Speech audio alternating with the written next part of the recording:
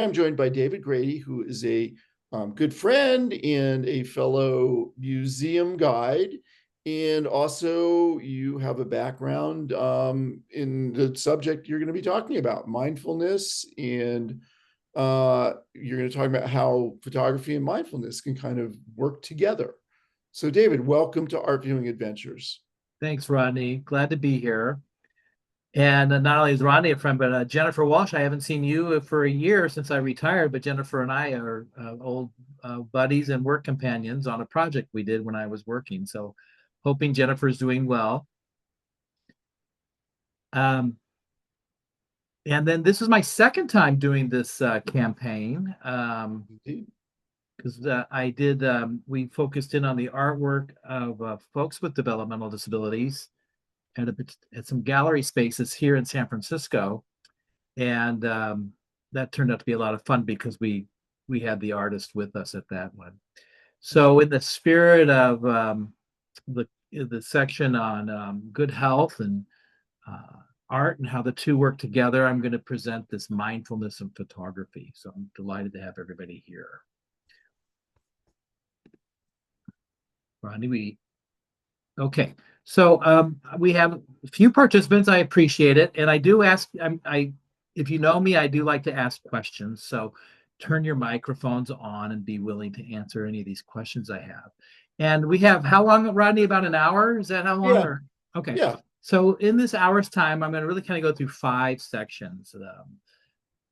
First, focus in on the one half of this topic, which is mindfulness and how it's an activity for our brains, and then shift over to the camera and photography, and then the two together taking pictures with a mindfulness habit. So let me ask just anybody in the audience, what is mindfulness? Is mindfulness having control over like how you are thinking and not allowing yourself to be kind of triggered by things outside, that may be upsetting? Would that be a good definition? That's a great start, Rodney. I like it. Yeah, uh, it includes it includes a discipline. There's a discipline to it, so that's the control aspect.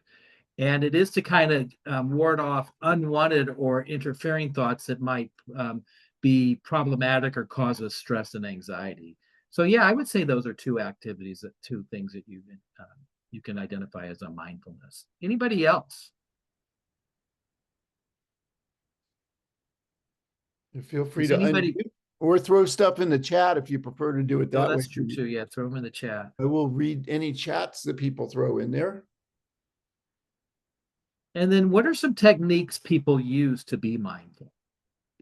I know, like meditation, right? Like this idea of like, just kind of focusing on something, maybe your breath, in so that you can kind of change the channel.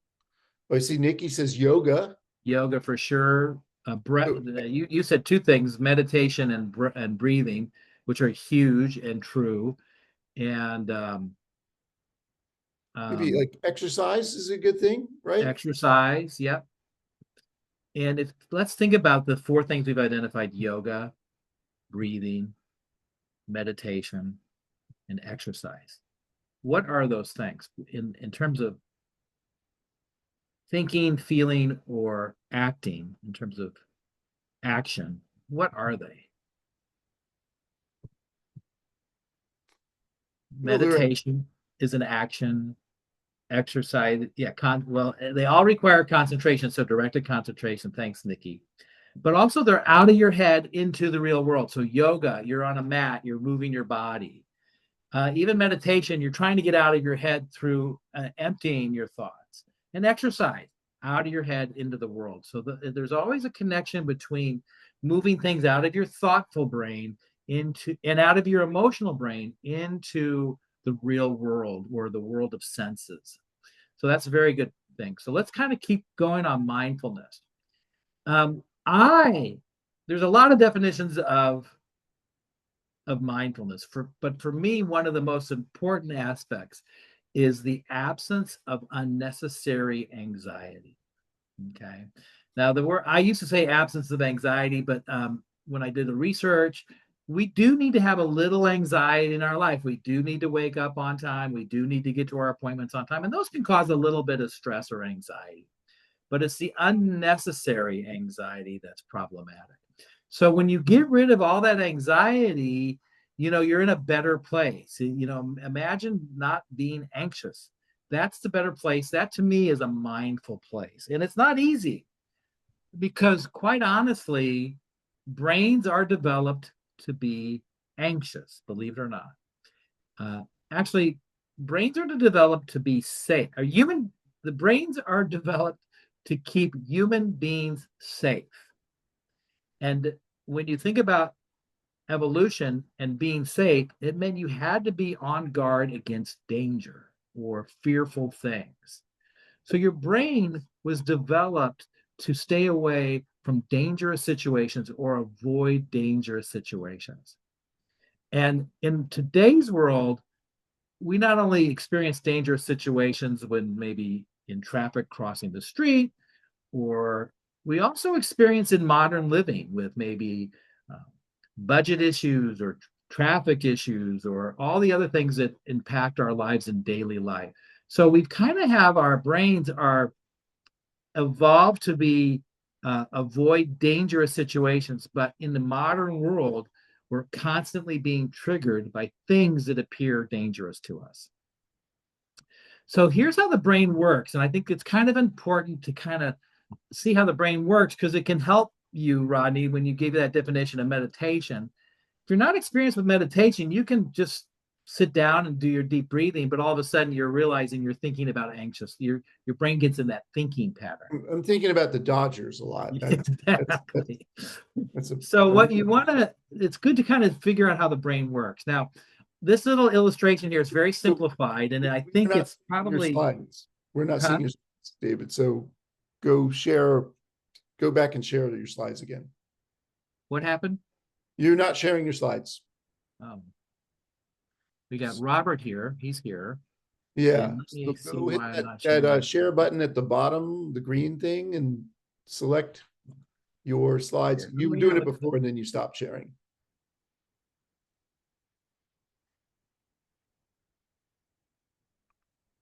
Are you in the Zoom? You're in the Zoom interface where you see me and you see the buttons at the bottom, right? Is it happening now? I don't see it yet. I know we did it earlier, so folks, just hang in there. We'll get these slides up in a second. What happened? I don't know what happened because nothing on my end changed. So Okay, hold on. I will go find them. Okay, I will bring them up.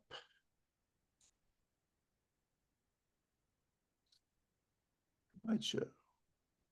you got them there? Yeah, hold on. So I might need to close them and just reopen them again. I'm sharing what you sent me. Okay, let's just do that for now. Thank Okay. you. And then move to slide 2 and slide 3. This Next is slide. three. One more slide. There we go. All right. So back to our anxious brain. So this is if you can imagine, this is the brain. This is what is behind your eyes on the other side of your skull. Okay. And let's talk about this pink area here. This one here. That is your cortex. And your cortex possesses a lot of stuff, including your thought, how to think, and all that sort of thing. But it also is the place where the world outside us, the senses, gets processed. So the light comes through the eye and it actually goes all the way to the back of your brain, the back of your cortex. That's why they always say when you bump your head, you see stars, because that's where your visual cortex is. Hearing is on the side of your brain. There's a big set of um, big division in the brain where all your tactile senses are from your feet all the way up to your, the top of your head. That's all going on in the cortex. That comes through your ears, your nose, your mouth, your eyes, and your all your senses. And it enters the brain, and then it goes to two parts of your brain, and it goes simultaneously to this little red dot. That's called the amygdala, and that's in the center of your brain, and that is the place that's kind of your the security guard. The amygdala is all about looking out for dangers, like we were talking about earlier.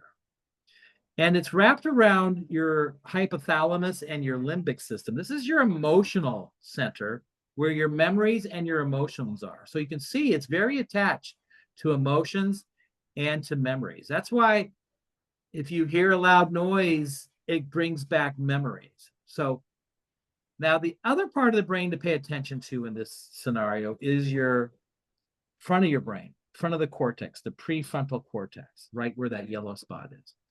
That's right behind our forehead. Okay. The prefrontal cortex is like the command center in the brain. It's like where the pilot sits on the airplane.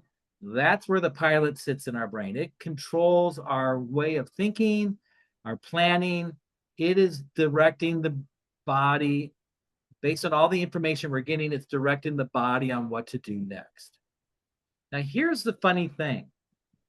When you get a danger signal, be it, let's say, a loud noise or you're crossing the street and a car is coming out to you, that message goes from the cortex to the amygdala and the prefrontal cortex in fractions of a second. But what's really interesting, it goes to the amygdala in a fraction of a second before it goes to the executive functioning part of the brain. And your amygdala, if it says this is a dangerous situation, it's going to respond three different ways. It's going to be fight, flight, or freeze. I'm sure you all heard of that. Okay. So that is how humans are designed. You can't avoid it. So this is where, and the reason we're designed this way is so that when danger happens, you respond immediately rather than spending a lot of time thinking about it. And then in the meantime, that lot of time thinking about it causes the danger or the emergency to occur. So this really, really works. It helped with human development, particularly when we were hunted by bears and dinosaurs and whatnot. But in today's world, it's problematic because we as human beings in today's world have continuation of thoughts, this sense of rumination. Okay, you see the two words here, rumination and worry.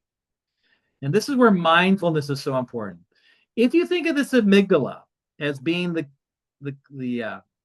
emergent, the security guard, keeping an eye on things, and if we as people start worrying about, we start when we're having that alone time, Rodney, when you're thinking about those Dodgers, you're thinking of what happened in the past, right?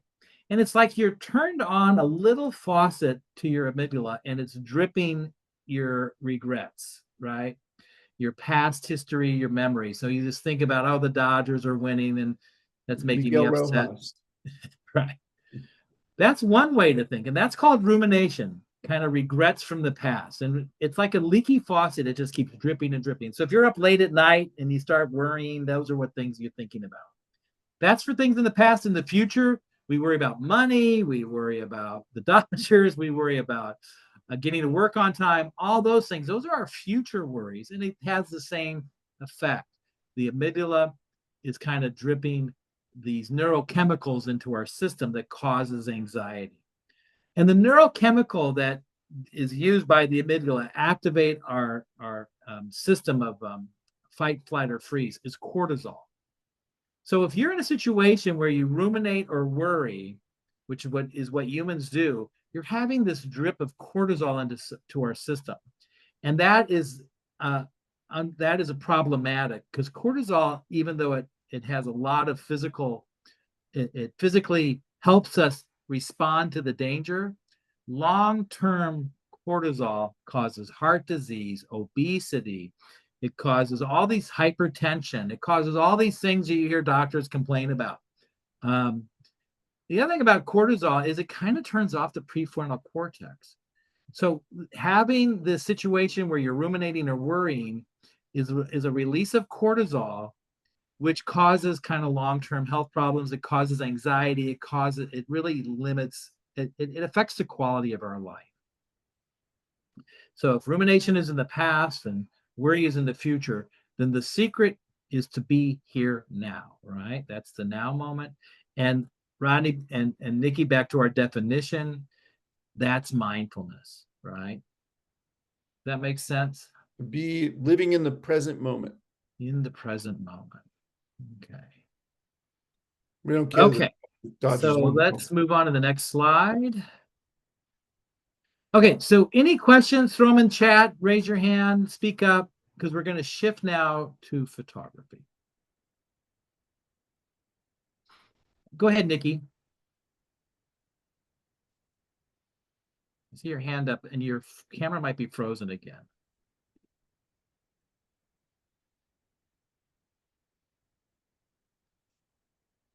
Not sure I'm seeing Nikki's hand up, but why don't we keep going? Okay.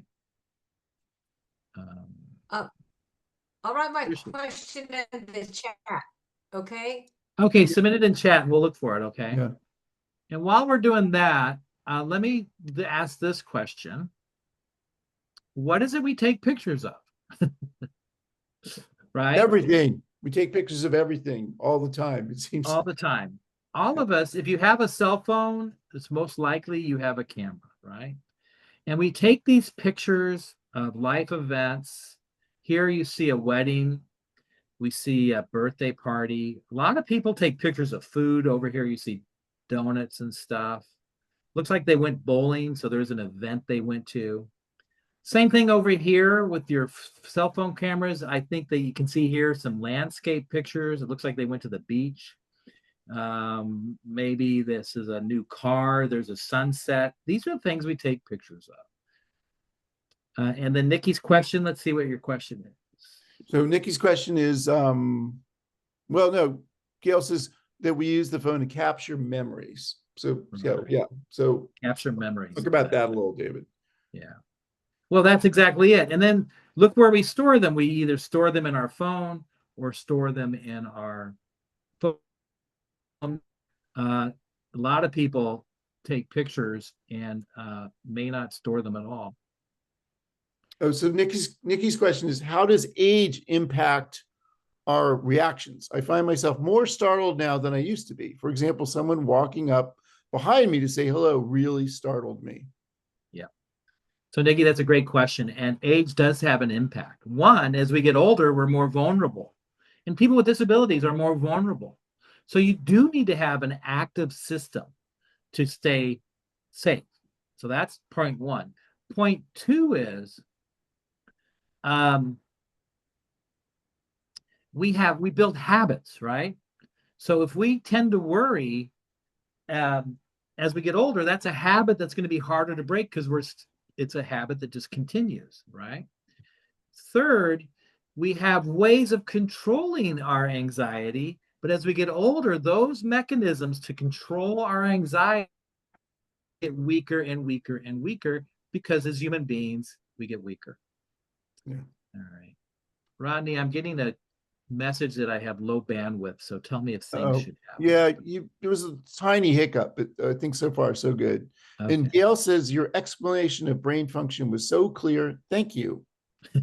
It's really amazing. And I think you think of all the psychology out there and all the books, Sigmund Freud, Carl Jung, all this talk of psych, and it really is boiled down to how do we manage our anxiety? So thank you very much. The Dodgers. Yeah. All right, next slide. So like we did, it's a way to capture a minute, but also what happens when taking a picture. And this is where I want you to think more than just capturing memories, more than just photo albums in your gallery on your cell phone. A photograph actually has some kind of incredible things that it does that if we get into that zone can help us with mindfulness. One, a photograph is all about time, right? So if you take a picture, that's where your memory comes in. But if you take a photograph, if I were to point my camera at my kitchen where I'm sitting and snap the picture, that is 1/60th of a second in a moment of time that will not exist after my camera stops taking the picture. Because now it's the next moment, right? So it really just captures 1/60th of a second, right? And that picture has the potential to do a lot of stuff. One, it kind of can create a memory or help us with our memory. That's what one of the persons in chat said. But also that picture can tell a story, that my kitchen's clean rather than dirty, that it's in the afternoon rather than at night. So a story is being told. Important to understand that a camera does the interpretation just as much as the human does. So the picture is from an object that has the ability to capture an image, which gives us the sense that it sees the truth. Okay. That's why in newspapers and magazines, there's always a photograph of the event that occurred, why we turn on the TV to see what's going on. And we have this kind of belief that a picture tells the truth. Although, what are your thoughts? Is that necessarily the case? Well, the picture only shows us what it sees. There could be things outside of the frame of the picture that are important. So it kind of crops out things, and we don't know what happened before or after the picture was taken. Right. So that's So all about, you're spot on. You don't know, you only have that moment from that particular point of view that the camera opened its lens and closed its lens. And you may have missed so much else that it doesn't necessarily tell the truth. right, there's That's why I content. put the question mark here. But here's the point to make, that rather than telling the truth, it does do a thing called that has been, meaning at a point in time, this existed, right? And that's kind of important. That has been. And so you look at a picture of my kitchen that I just took, you'll say, oh, this is Dave's photograph of his kitchen. This means, back to the story, he has a kitchen. It means the kitchen's blue. It means all these things. And that's that has been moment. And that's why I think people are very fascinated with photography. We scroll through Instagram, we go to magazines and we page through the pictures first. We look at the pictures first. Okay. But for mindfulness and photography, I want us to focus in on a be here now idea. Okay. What that means, it's less about the photograph and more about the photographer. Whereas the photograph tells you that this has been, it also means that at a moment, the photographer lifted his camera, pointed the camera, and took a picture. And that picture meant that for that 1/60th of a second, the photographer was there. And that's be here now, which, as you remember, is what we talked is the definition of mindfulness, right? One of the definitions of mindfulness. So be here now means you're out of the past and not worried about the future, but you're here, and the photograph is the one. I can't think of another object of art that does that, right? If you're a painter, you got to spend time putting that painting together. If you're a musician, time is necessary, right? If you're doing a video or a movie, that's a story that comes across time. A photograph stops time. And that's what mindfulness is all about, right? So back to the chat, raise your hand. What makes a good picture? And What makes go a good ahead and advance the slide, Rodney. So what makes a good picture? To me, it's something that you really could get a story from, that it's going to give you a vivid view of a subject, and enable you to think about what could have been going on. There's a narrative quality to a lot Yeah, of. you like looking at a picture and you go, oh, that's cool. This is a neat little story being told, or I like the interaction, or all that sort of thing. Right. Anybody else? Let's see. Gail says a photo takes you to a place, a feeling in the present. Oh, very good. So really important there, Gail, about the feeling. It reminds you of the feeling you had when you were there, right? So hi, Robert. Go Rob ahead. Hey, has hi. Well, Rob I wants can't to jump forget. in. I was raising my hand manually, but finish your thought. Then I have something to add. Go ahead. Yeah. Well, I saw an article recently about what makes a good photo, and what they said was basically good composition and emotion. That Giving a the emotion. photograph has to have emotion. Very good. Yeah. So that's where our friend in the chat, Gail, said the feeling. So that's really important. So Yeah. thanks, Gail. Really good stuff. So the feeling, but I'll even say feeling is just one part. So let's take a look at these two photographs. You got another thought first. Ron says good depends on the purpose of the picture and who is in the audience. Exactly. News versus art, personal versus public. So that's just a great answer, because right. So right now, remember capturing memory. Now all of a sudden, our definition of what a good photograph is has gotten a lot larger. So we have two photographs here. What are some interests here? Anybody want to vote for the picture, the sunset? The sunset does a lot of things that makes us feel good, right? That gives us a feeling, right? And just so you know, the sunset, the number one thing that people photograph in the world are sunsets. So just so you know that. So based on that, we might want to say the sunset is the better picture, or is the good picture, because it gives us that feeling of a night. We're at the beach, it's warm out, it's a lovely surf, just a beautiful place. Another day of being alive. All right. Another day of being alive. On the other hand, this picture to the left, it is actually considered an important artwork by an artist named John Baldessari. And John Baldessari has a lot of theories about art that include mindfulness, but more than we have for this topic today. But he says this picture, he kind of provokes us by saying this picture is all wrong. And he's got things in here that from a professional photographer's point of view, these are the things you're not supposed to do when you take a picture.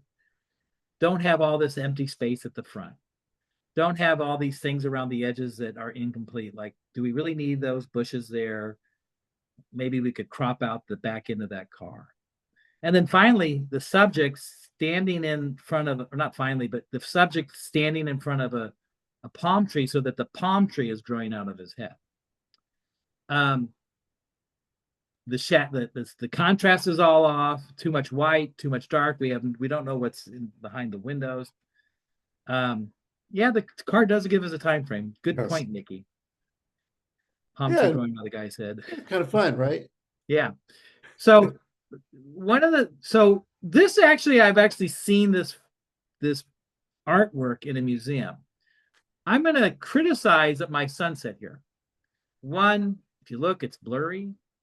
Okay. So 2, there's kind of weird pixelation around the sun. And 3, in terms of giving a feeling, somebody said it does give a feeling. What was the feeling it gives?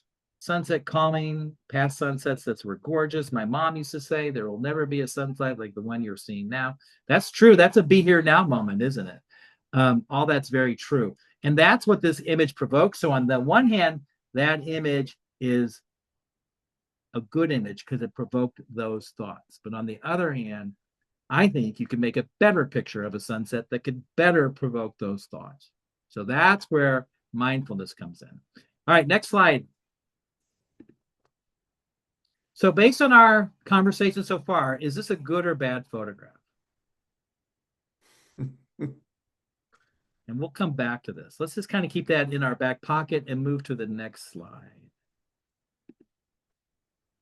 All right, I'm going to make a little pitch here.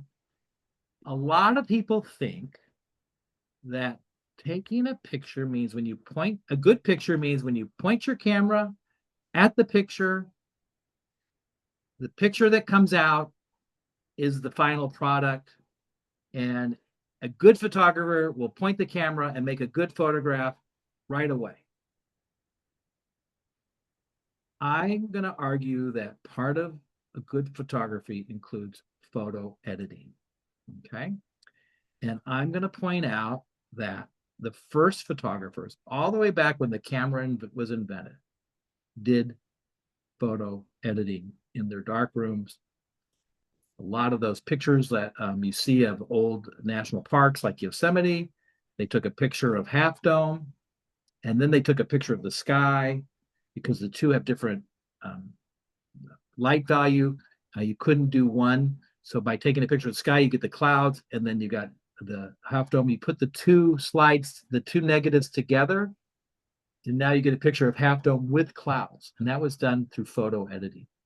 So it's been something photographers have been doing forever. If you own a cell phone and if you have a camera, you can do what photographers do, and that's called photo editing. It's beyond today's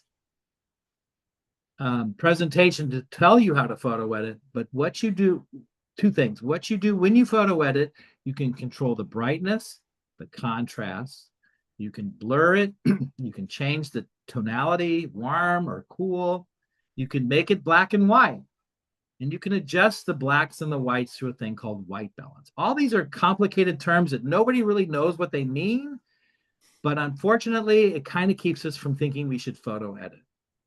The other thing that all of us do or knows how to do is crop, which is probably the number one thing I do whenever I take a picture is crop.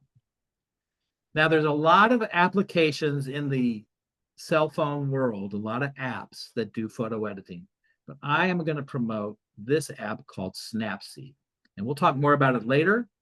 And this is the icon for Snapseed. So keep that in your mind. Maybe when you have time, look on your app store and download AppSeed or Snapseed. Okay. So Nikki and Gail, I love your points about what makes a photograph. And you both have very open-minded points of view, which means you're kind of in a mindfulness set when it comes to photography. All right, next slide, Rodney.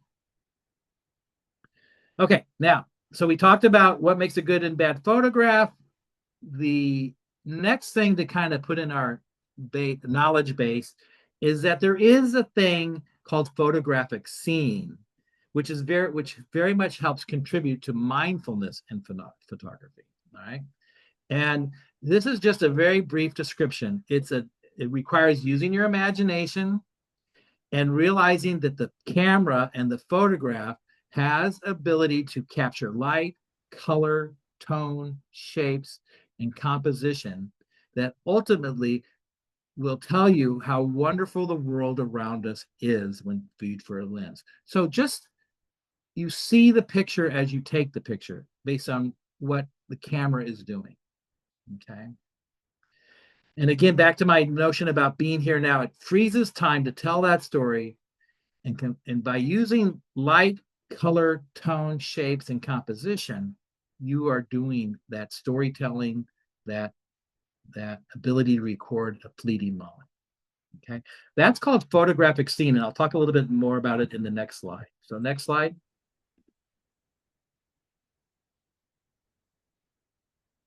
So here we go. Anybody have an idea who oh, I got it on my slide. This is an actual photograph of Ansel Adams, by Ansel Adams. I would have guessed Ansel Adams. And it was taken really early in his career, 1928. So he is in the high Sierras. He's doing what he loves to do, which is go to the high Sierras. But this is not his usual photograph. This is not a poster that you can buy at the Ansel Adams photography store in Yosemite.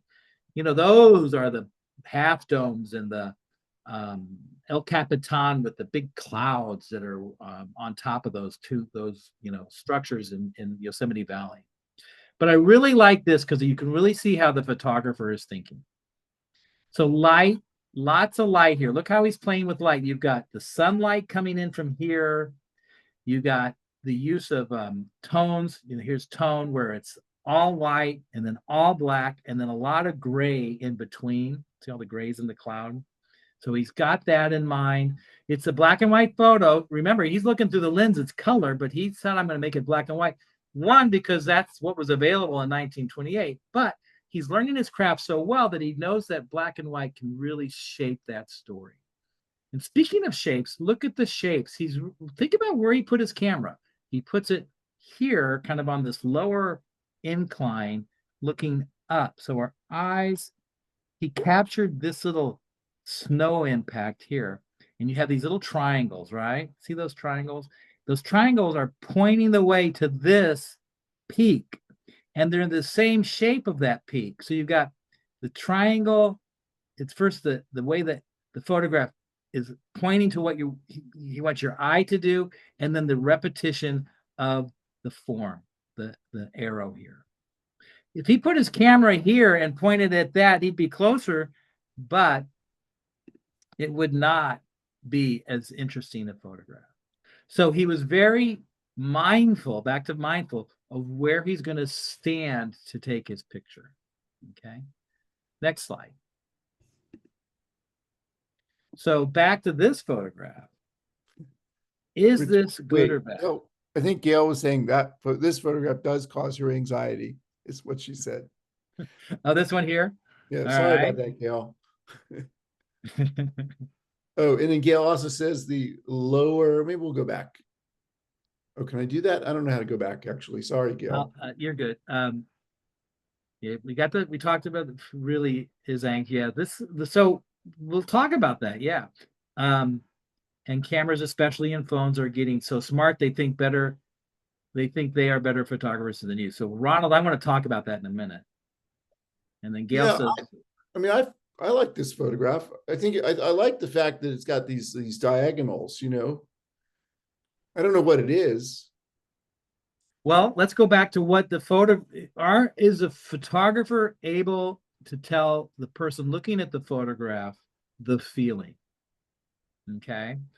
And so we want to kind of have this dialogue with the photograph, the photographer, and ourselves.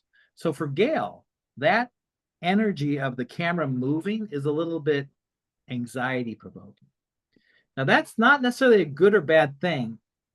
It may not be such a good thing if the photographer didn't want you to feel anxious when looking at this picture, right? If he wanted you to feel anxious that we live in a crazy world where things happen fast and things are blurry, then the photographer succeeded. But if the photographer wanted you just to maybe not feel that anxiety, more like where Rodney's coming from, like this is kind of an experimentation with color and with motion and with blurriness. And I don't necessarily get a anxiety feeling, but I get a feeling of motion or something. That's another thing to think about. Maybe that's the photographer's intention.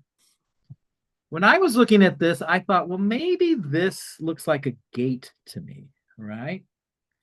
And so maybe this is about crossing over a threshold. And on the one hand, crossing over a threshold can be very anxiety provoking, which is an energy that Gail had. But on the other hand, it's a very good opportunity to move forward into the unknown. And that's a good thing. So it depends. What was the photographer trying to say? If he's trying to say those things, and if we're reaching that vibe, then it's a good photograph. And I think with what you said, Rodney, and compared to what Gail said, the two together kind of maybe make me understand the photograph a little bit better. Any thoughts about that? Anybody want to disagree with me? Well, I think you have to be comfortable with something that is really hard to decipher to enjoy this photograph. It's really good, yeah. Which is maybe the intention of the photographer, right? It's time for us to look beyond the picture into other things that a camera can do. So let me go back to Ronald's point about cameras, especially in phones, are getting so smart they think they are better photographers than you. Well, that's very true. And I think with AI, I'm really worried that the camera is going to decide the better picture to take without our point of view. So I agree with you, Ronald. On the other hand, the cameras in our phones are much better than the camera Ansel Adams was using in the Sierras in 1928. So when people say, are you creative, or are you an artist, or are you a photographer? You have the potential to say, well, I do like taking pictures. It's the one art tool that we carry around with us all the time. And that's why I wanted to give this presentation, because this is an opportunity for everybody to think a little bit differently about photography and how it might improve our sense of mindfulness. Okay, we're doing good on time. Next slide, Rodney. Yep. Okay, so now we're getting into the blending of mindfulness and photography. And I hope today I'm not being preachy, and I hope we're not like in this yoga, me trying to be a yoga instructor telling you how to feel. But I want you to just kind of be open-minded about some of the points I'm making and have them fit into your lifestyle, the way you handle photography, the way you think about art making, the way you think about anxiety and being calm. In any of those situations with each person, the photograph, the camera can help with that. So when taking pictures, so if you are a person who likes to take pictures, or if you really don't take pictures that much at all and you want to think more, some pointers to help you be more mindful. Remember, some of the points we made about mindfulness is playing with time. So slowing things down in our heads, taking that moment. So breathe, get in your deep breathing, see. Okay. And then while you're seeing, if you're on that hill, if you're in front of that person with the gate, how are you thinking? What are you looking at? How are you feeling? Okay. So you might not have time to do that if you're with a group of people and you're on vacation and you're going from, one site to the next. But if you take time, maybe if you go out in the neighborhood for a walk, if you have time between meetings, you can slow down time and take those pictures. Here's a very important point. Oftentimes we let the camera do the work. Like we say, it's a mechanical interpretation. You see the thing, you take the picture of the thing, the camera does all the work, you don't have to. If, though, you think, look, and feel, imagine what the picture will look at like in your mind's eye. Okay, I want this picture to say this. In order for it to do that, I need to move here, point my camera here, have the camera do this or that, right? And then that means you might have to move from, get close or move far away. You might have to point your camera up or point your camera down. What is it going to be to help you get that point of view across? Okay. And this is where photo editing comes in handy. So if you want to learn Snapseed or any of those other photo editing devices, they can really help you with composing that picture that you had in your mind's eye. I remember back when I was using film, I would take pictures and just keep my fingers crossed and say, I hope this looks good when I got the picture. And I'd have 36 photographs, right? And 2 looked good and the others were terrible. Try to have, along with in your mind's eye, see the finished photo. What do you want to say? What do you want the photo to say? What do you want the picture to do when you look at it and with what other people do? Okay. The 2 other things that I think are a lot of people don't talk about, but I think are important, is if you're spending all this time creating a photograph in a mindful habit, figure out where you're going to keep it, right? Don't just keep it on your cell phone. Don't just put it into your photo album and close your photo album and never look at it again. Print it up. Print an 8x10. Put it on a card. How do you want to keep that photograph so it can remind you of the things that we're talking about today? Then after you're done, or when you go back and look at that photograph, reflect on that day you took the photographs, reflect on that experience. This is what prompted me to do this particular presentation today, was I started taking photographs and I go, I always feel good when I take photographs. I have a real mindful habit of taking photographs. I'd like to share that with other people. Okay. Don't be afraid. Embrace the trash and function on your phone. Exactly. And you get to take a whole bunch of pictures, right? So you can take and delete all the time. All right. Next slide. How did the place make you feel? How did taking the picture make you feel? How does the photograph make you feel? Do they match? Are they different? Based on how you felt, how do you think? How did you behave?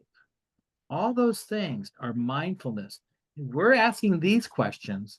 We're not worried about the past, rumination, and we're not worried about the future, anxiety, but we're right in that moment of the picture, the be here now moment. And that's the wonderful thing about photography. Next book. Yeah, and I just want to add that I think you're thinking about the emotional side of Which was one of the things that Robert said, right? It's emotion, but if it's provoking, like, Rodney, you're telling, you like it to tell a story, that could be more of a thoughtful thing, with maybe with or without the emotion. So it just depends on what the photograph is doing. I definitely think that one we were saying is a good or bad was definitely based on emotion because of all the abstraction of the subject matter, right? If it was a picture of a person going through a gate, that would be a different story that might be more in our heads, right? Might be thoughtful rather than emotional. All right, next slide. All right. So I have lots of pictures of Half Dome on my trips to Yosemite. They often look like this. This is a good snapshot, a good memory, but look what Ansel Adams did. And the way he did this included using a filter on his camera and doing a lot of work in his darkroom, which is much different, or which is a level of skill which is way higher than mine. But there are some things here that I could do if I was at Yosemite. One, my point of view, right? Maybe I do need to get up to that panoramic spot to take the picture. Two, the time of day is important. And he waited for the clouds to show up. So he had to make all these decisions about when to take the picture. All that led to a much more mindful photograph. Next picture. Next slide. This picture on the right of these twins, these two young boys, is a beautiful photograph. This is probably a professional photograph. And it really is. These are two wonderful little kids. I really get it. I love it. It's a great picture. But Deanne Arbus, look how she takes the picture. Okay. Look how we have twins, but she has them stand shoulder to shoulder, kind of in a Siamese twins kind of vibe, right? And then they are twins, but this little girl is smiling. Her eyes are brighter, her mouth is smiling. Whereas this little girl, her eyes are droopy and her mouth is kind of frowning. So back to storytelling, positive, upbeat emotions, downbeat emotions, happy, sad. You think of theater masks, the comedy and tragedy. This is how Deanne Arbus was able to capture a much more mindful photography. I'm going to send this in my Christmas card to everybody saying my twins are doing great. I'm going to put this on my wall as a photograph, as a mindful photograph. All right, next slide. All right, this is a combo. For some reason, people love to take pictures of food and love to take pictures of through the air when they're on an airplane, taking pictures of the scene outside. Maybe, I'm not sure where this person is. I'm not sure this is doing effectively what it wanted to do. This is a photographer named William Eggleston. So the last two photographs are in black and white, and you can say, well, you can do this with black and white, but you can do it with color. Eggleston was one of the first photographers to say, no, you can get a lot of good mindful photography out of color. So first of all, it's a drink photograph, so kind of foodish, but it's also a photograph of an airplane. So you got the window. We know we're on an airplane, but it's just so much more mindful. Look at how the sun comes through, goes through the ice, and kind of creates this diamond image down here. how the hand is perfectly placed. We know there's a human here, but she's got such a delicate touch. And the straw, even though it's mixing the drink, it's also pointing to that little diamond there.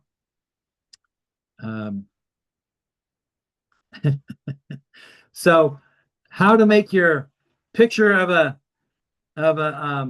I mean, you're on an airplane for hours and hours. You might as well try to make it a much more mindful photograph, right?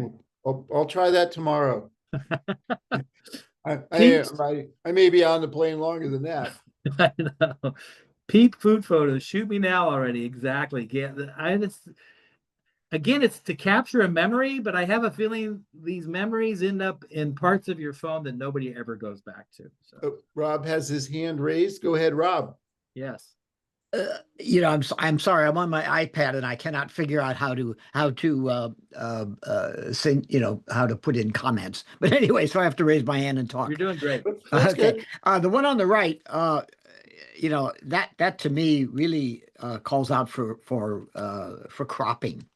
There's a lot of extraneous information there. You think so? Yeah, I think so. Yeah, yeah. You would have cropped it down, maybe gotten rid of this other window? Well, I'd see part of the window, and I'd certainly, you know, concentrate on the the object and the hand and the shadows. The two shadows are, to me, are what's interesting. We don't need to see all of the back of the seat. We could just see a little bit of the bottom of the window, and we know it was an airplane. Anyway, different ways you could play with it. So. Well, and this is points out back to mindfulness and photography. Now, Rob is getting mindful, right? So he's not taking the picture, but he's having a conversation with the photographer or with the photograph. And he's in a mindful mood now. So this is the power of photography and why I so much enjoy it. All right, let's do a next slide. Oh, and Gail, you saw Gail's comment. Food photos, just shoot me now already. I'm with Gail. All right, I'm going to try to share screen again. Let me do this again. So share screen. So I have to stop sharing for you to do that. Okay, let's see if I can get it to work. Look for that green up arrow that says share.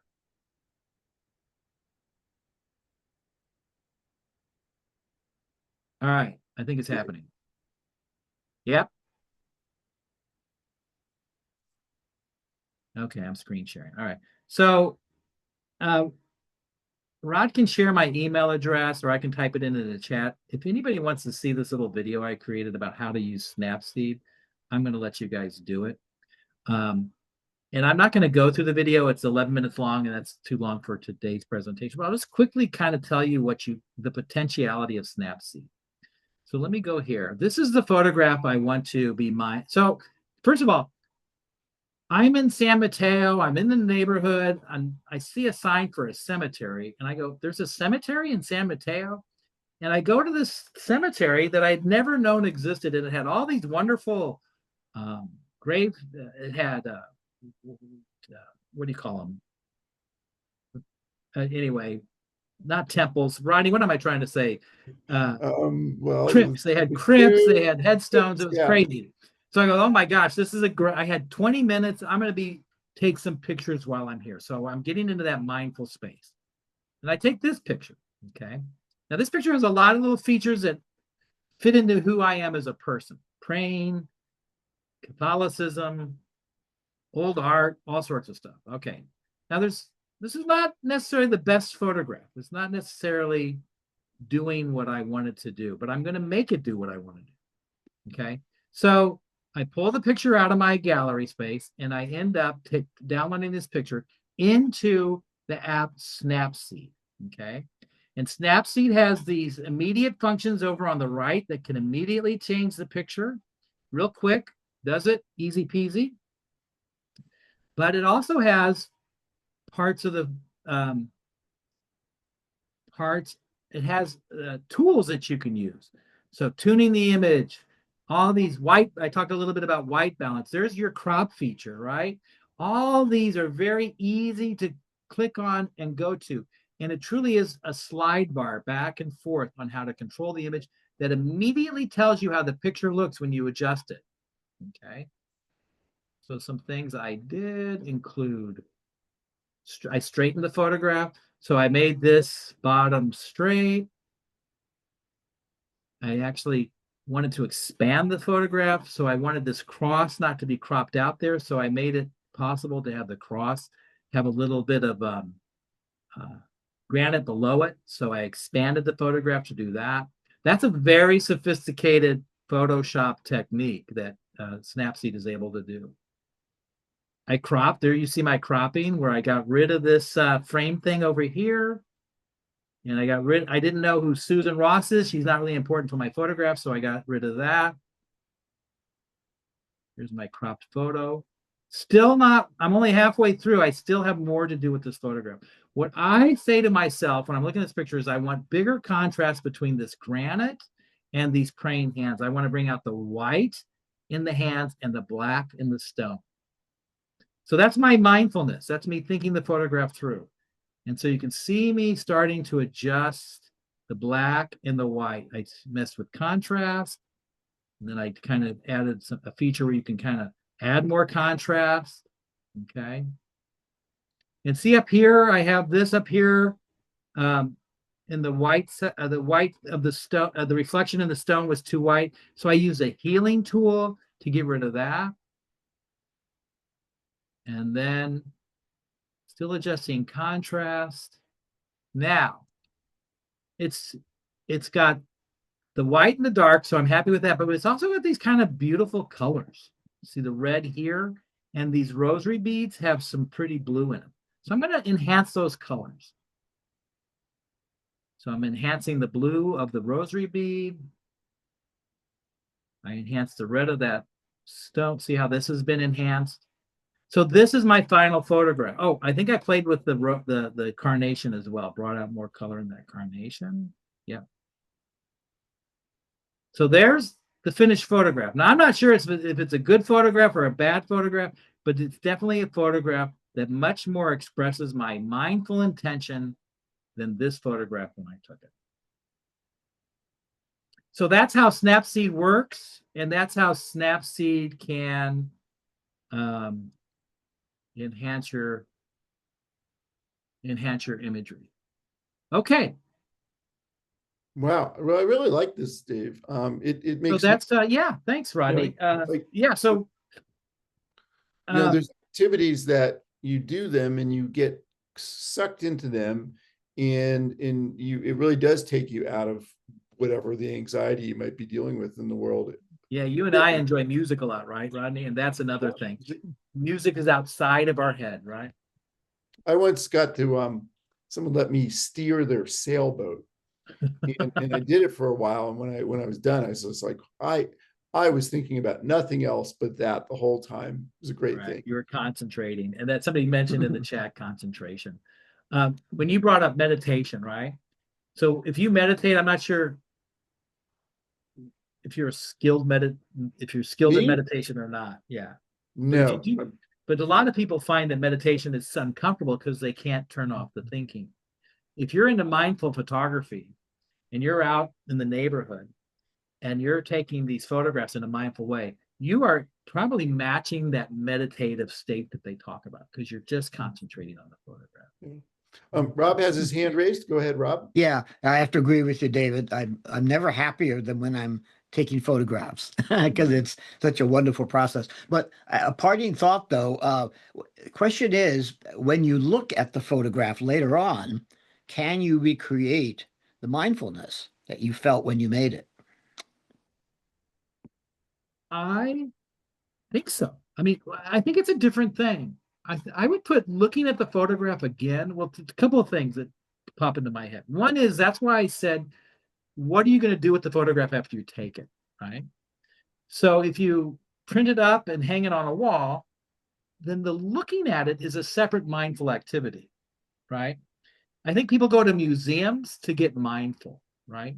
So I think it's a similar but different process to look at a photograph, but you definitely can get in a mindful space when looking at the photograph. So you're kind of it's kind of a mindful photography and mindful looking at photography. Yeah. We got a comment from Gail. There were 5 generations of pictures hanging in the hallway of my mom's house. I saw them every day growing up. They played a quiet role in my life. A friend and I we're talking about electronic photos and how they aren't present in your life and how this must make a difference. We weren't sure about the greater meaning, but we thought it wasn't so good. Interesting observation. What do you think, Dave? I think one of the areas I've been trying to figure out in art is this dance between digital world and real world. And I think there's some artists, some great artists who have figured it out a lot better than I. But I really do believe if you have a good photograph, you should print it up, you know, and it doesn't matter. It doesn't, and people say, is that analog or digital? It doesn't really matter. If it's a good photograph that communicates that message that you want it to communicate, that mindful message, and it pleases you when you look at it, it's going to get lost in your phone. So print it up. And I've got several methods. I have printed photographs, and then I actually went to Goodwill and bought a monitor, and then I went to a computer store and bought a little hard drive. And the photographs that I like, because it's expensive to print photographs, the photographs that I like, I've put on a slideshow that goes around that monitor. Mm-hmm. But if that monitor is set aside not for computer work or for TV watching, but just for looking at photographs. And that was affordable because I bought the monitor at Goodwill for $20. You know? Wow. Yeah. Ronald has a comment that I really like. He says, amateurs take pictures to please themselves. Pros take pictures to please others. Artists do both. Right. And both are valid. I mean, if you take pictures for yourself, that Disneyland picture, and you laugh at it with your kids the next day, or the next week when you get it processed, that's great. But if you really want to have this, I'm not saying change anything that you're currently doing, but you have the potential to do so much more. Yeah. So, and I love Gail's point about 5 generations. That's a whole messaging too. And actually, I just thought about the thing. There's a difference between going to a museum and looking at a painting that you really love versus the paintings that we decide, or the artwork we decide to live with. And something happens with that. And so those 5 generations are really important, Jim. Yep, like to see that. We have to be mindful of our time. So we are at the end of our show. And Dave, thank you so much. I hope it was helpful. It's kind of different, but I think just think about, I take pictures when I walk my dog. So if you take your dog, take your camera too. Yeah, and I want to point out to everybody that in 2 weeks, we're going to be back talking about the exhibition of the San Francisco Art Institute that's at SF MoMA, and Rob Tatt, who's been in the audience today, will be joining me, and we'll be talking about this great exhibition. So hope many of you can join us for that. Back to you, Nikki. Hi. Okay. Thank you so much, David. I like that. It was interesting because I really wasn't clued in exactly what mindfulness is. So thank you. Oh, good. Yeah, it was fun. I really enjoy this. Thanks, Rodney, for inviting me to do this. Thank you, Rodney. And Rodney will be back in 2 weeks, and so will Boomer Music. Tonight, Boomer Music is Joni Mitchell. Part 2 of Joni Mitchell, yeah. And then November 24th, Thanksgiving week, it's going to be tribute to Johnny Cash. So mark all that on your calendar. Have a great Veterans Day. Remember to pray and honor our veterans tomorrow. It's big in my family. My dad and my uncle were World War II veterans, and I'm sure it touches an awful lot of people, so please think of them tomorrow, whether you're working or not. And that's all for right now. Thank you so much. Thank you, Nikki. Thank you, Jennifer, for being our technical moderator. Thanks, Jennifer. Okay. See everybody in a couple weeks. Bye. See you, Rob. Bye, everybody. Thank Bye, you. everybody. Okay, bye. Bye. Thank you. Nice. Bye. I appreciate that. Welcome. All right.